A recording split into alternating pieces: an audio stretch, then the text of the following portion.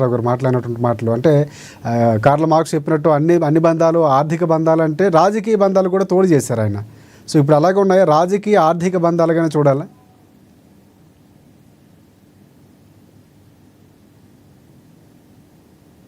వెంకటరెడ్డి గారు మీ వాయిస్ చెప్పండి. ముందుగా రాఖీ పూర్ణిమ శుభాకాంక్షలు.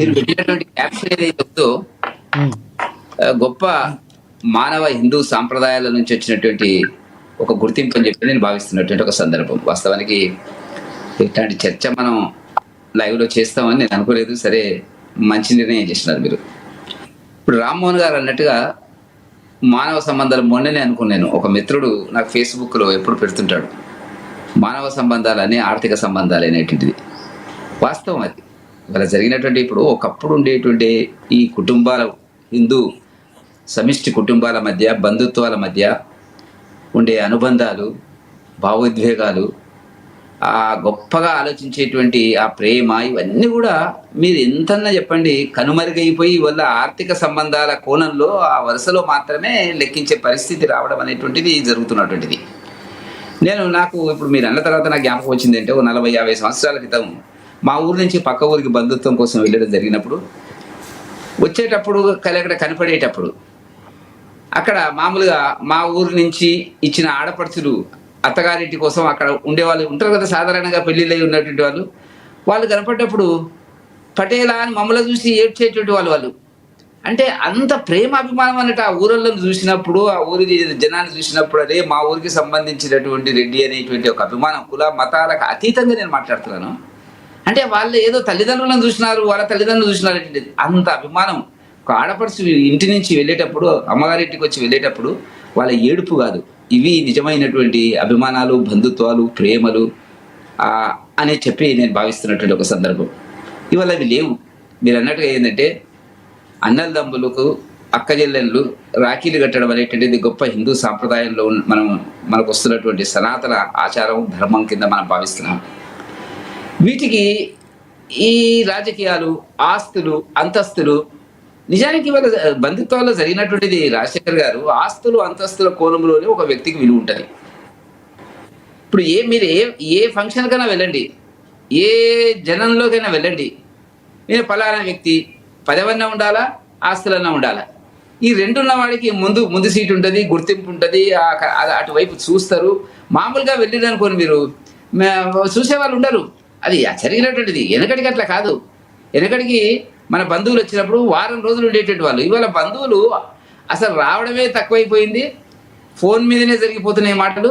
వస్తే టీ వరకు మాత్రమే పరిమితం అవుతున్నటువంటి బంధుత్వాలు ఇవాళ ఏర్పడినటువంటిది. వచ్చిన బంధువులు ఎంత తొందరగా వెళ్ళిపోతారు అనేటువంటి పద్ధతి లోపల ఇవాళ మన ఆలోచనలు, అభిమానాలు రావడం అనేటువంటిది ఈ సాంప్రదాయ వ్యవహారంలో చాలా దిగజారిన తరం అని చెప్పి మనం భావించవలసినటువంటి అవసరం ఉంది. కాబట్టి ఇప్పటికీ కూడా మనం ఏం చేస్తున్నాము, అక్క చెల్లెళ్ళు, అన్నదమ్ములకి ఈ రాఖీలు కట్టడం అనేటువంటిది ఒక స్త్రీకి ఇచ్చినటువంటి గొప్ప గౌరవం అండి. హిందూ సాంప్రదాయంలో మీరు తెలంగాణకు వచ్చేటప్పటికి బతుకమ్మ పండుగనండి, లేకపోతే దీనికి సంబంధించినటువంటిది కానండి, ఒక ఇల్లు గృహప్రవేశం చేసినప్పుడు ఆ ఇంటి ఆడపడుచు ప్రాధాన్యత ఇచ్చి కడప కడిగేటువంటి సాంప్రదాయాలు అనేవి చాలా గొప్ప సాంప్రదాయాలు. స్త్రీలకు మానవ సంబంధాలు మెరుగుపడడానికి, ఉన్నతంగా ఉండడానికి, ఎల్లకాలం ఉండడానికి ఉపయోగపడేటటువంటి ఒక ప్రక్రియ అనుకోవచ్చు. అవును, అది. కాబట్టి ఆడపడుచుకి ఇచ్చినటువంటి ఒక ప్రాముఖ్యతకు ఓ ప్రతీక, ప్రతిబింబమే రాఖీ. మీరు ఇప్పుడు పెట్టినటువంటి టాపిక్ వచ్చినట్టయితే ఇక్కడ తెలంగాణకు వచ్చేటప్పటికి కేటీఆర్ సోదరి చెల్లెలు కవిత గారు, ఆ రాష్ట్రంకి వచ్చేటప్పటికి జగన్ గారి చెల్లెలు షర్మిల గారు రాఖీలు కట్టలేదు అనేటువంటిది ఫస్ట్ టైం మనం చూస్తున్నట్టు సందర్భం. గతంలో లాస్ట్ రాఖీ పౌర్ణమికి షర్మిల గారు కట్టారా కట్టలేదా నాకు తెలియదు, కానీ కవిత గారు మాత్రం ఇక్కడ కేటీఆర్ మాత్రం రాఖీ బంధించినటువంటి సందర్భం మాత్రం. అంటే లాస్ట్ టైం జైల్లో ఉన్నారు, ఆమె కట్టలేదు అనుకుంటా. ఆమె చెప్పారు ఈసారి కట్టడానికి వెళ్ళాలి అన్నటువంటి సందర్భం ఒక ఇంటర్వ్యూలో కూడా మాట్లాడుతూ చెప్పారు. లాస్ట్ టైం ఆమె జైల్లో ఉన్నారు. కవిత గారు, షర్మిల గారు జైల్లో ఉన్నారు. ఓకే ఓకే ఓకే ఉండొచ్చు. కాబట్టి నేనేమంటున్నా అంటే మీరేమంటున్నారు, ఈ ఆస్తులు, అంతస్తులు, పదవులు ఇవన్నిటికి వచ్చేటప్పటికి ఉండకూడదు. మామూలు సాంప్రదాయాలు, మనం నమ్ముతున్న సాంప్రదాయాలు, హిందూ సాంప్రదాయాలు ఏవైతే ఉన్నాయో వాటిని అమలు చేయాలి అనేటువంటిది అంటున్నారు, కానీ అట్లా కుదరదుగా రాజకీయాలకు కానీ వచ్చేటప్పటికి. ఒకటి రాజకీయం అనేది వేరు. ఇప్పుడు మీరు నేను కాదన్నా కూడా అన్న చెల్లెలు అవ్వకుండా పోరు. ఎప్పుడైనా సరే వాళ్ళ అన్న చెల్లెలే. ఆ బంధాన్ని నిలపడంలో, నిజమే. ప్రజలకు మెసేజ్ ఇవ్వడంలో రాజకీయ నాయకులు పాత్ర పోషించట్లేదా అనేది నా ప్రశ్న. ఇప్పుడు ఏమవుతుందంటే ఆంధ్రప్రదేశ్ కేసు వదిలేండి, తెలంగాణ కేసు వచ్చేటప్పటికి కవిత గారు తండ్రితో విభేదించి రాజకీయాలు విమర్శలు చేస్తుందా, సోదరుడితో విభేదించి సోదరుడి గురించి మాట్లాడుతుంది, మనం చూస్తున్నాము. ఇదంతా పైకి నడుస్తుందా, లోపల ఉందా అనేటువంటి అనుమానాలు ఇంకా ప్రజల్లో పోలేదు వాస్తవానికి. మీరు ఇప్పుడు ఆమె రాఖీ కట్టింది అనుకోండి, ఆ నమ్మేటువంటి వాళ్ళు కూడా చూసినారా, మా అంతా వాళ్ళంతా ఒకటే ఊగేటువంటి పద్ధతుల కింది స్థాయిలో ఉండేటువంటి వాళ్ళ యొక్క అభిప్రాయం అట్లా వస్తుంది అది. కాబట్టి ఆ కొనులు వాళ్ళు చేయరు. నేను ఒక ఎగ్జాంపుల్ చెప్తాను. ఈ మధ్య నేను ఒక టీవీ ఛానల్కి వెళ్ళేటప్పుడు మార్నింగ్ అవర్స్ కాబట్టి నేను మామూలుగా క్యాబ్ తీసుకొని పోయినా, బయటకు వచ్చిన తర్వాత నేను మళ్ళీ క్యాబ్ బుక్ చేస్తున్నప్పుడు కాంగ్రెస్ మిత్రుడు, అదే లైవ్కి వచ్చినటువంటి ఒక కాంగ్రెస్ మిత్రుడు, అన్నా నువ్వు ఎక్కడి దాకా పోతావు అని ఏంటంటే, నేను ఇక్కడ ఫలానా దగ్గరికి వెళ్ళి, అన్న నేను లక్కడికప్పులు వదిలేస్తానా, నా కార్లో ఎక్కువ అన్నాడు.